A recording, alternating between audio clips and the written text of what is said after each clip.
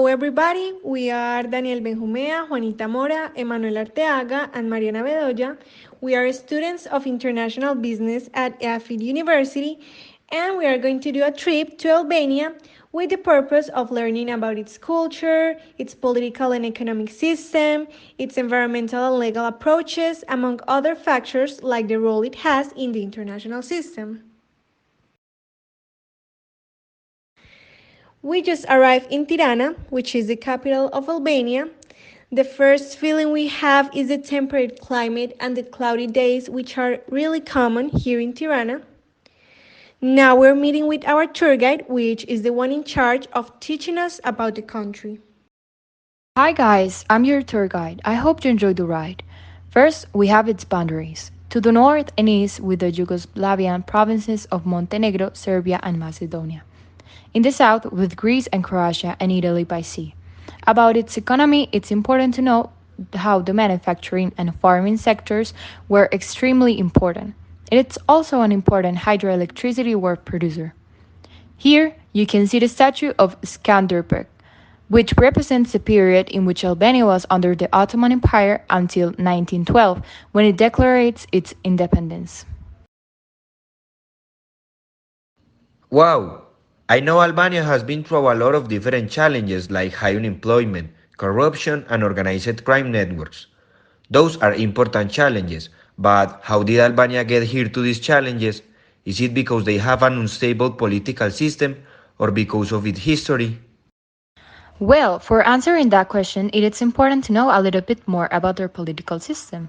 The Republic of Albania is a unitary parliamentary constitutional republic, and its key figures are the chief of state, which is Ilir Meta, and the head of the government, Edi Rama, following a multi-party system.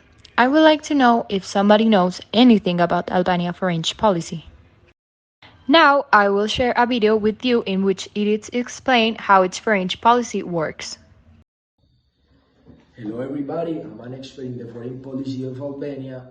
First of all, we need to understand that the foreign policy aims not only to correct past mistakes that maybe have endangered the future of the country, but it also aims to increase the quality and accelerate the integration process into the European Union. It aims to protect national interests, conflict prevention, economic growth, and to contribute to a democratic stability in the region and beyond.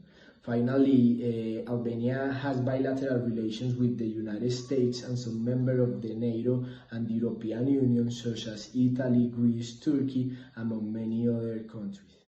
Okay, that's clear, but what would be some strategies to achieve the goals of the foreign policy? Well, if we follow the foreign policy decision-making process, at first you should know corruption and migration are the most important problems that Albania must eradicate to improve internally and to later take an important role in the international affairs and to be a member of the NATO and the European Union. Finally, I am going to talk about Albania's national security. It follows a liberal perspective about security since it integrates the promotion of cooperation among other countries and the actors of the international system to fight against common adversaries that it shares with other countries. These programs for defense and national security will continue to embody the standards and principles of the North Atlantic Alliance. Now, I am going to call an expert in this topic to go deeper in the Albania's challenges.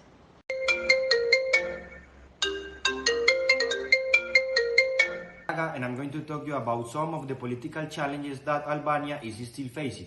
These challenges are consequence of the communist period that it went through being an isolated country toward a transition period of liberalization, but facing difficult conditions because the society was devastated and disoriented. It was very hard to Albania to start over again, thanks to the social transition problems as lack of democracy, organized crime, migration, and corruption. Wow, those are really awful challenges, but does the country participate in any type of organizations or integrations? Because this can serve as a tool to improve internally as a country. There are numbers of international and regional integrations in which Albania is part of.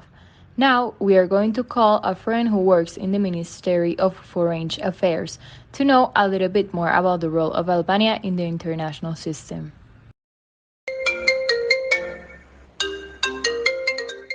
Hi.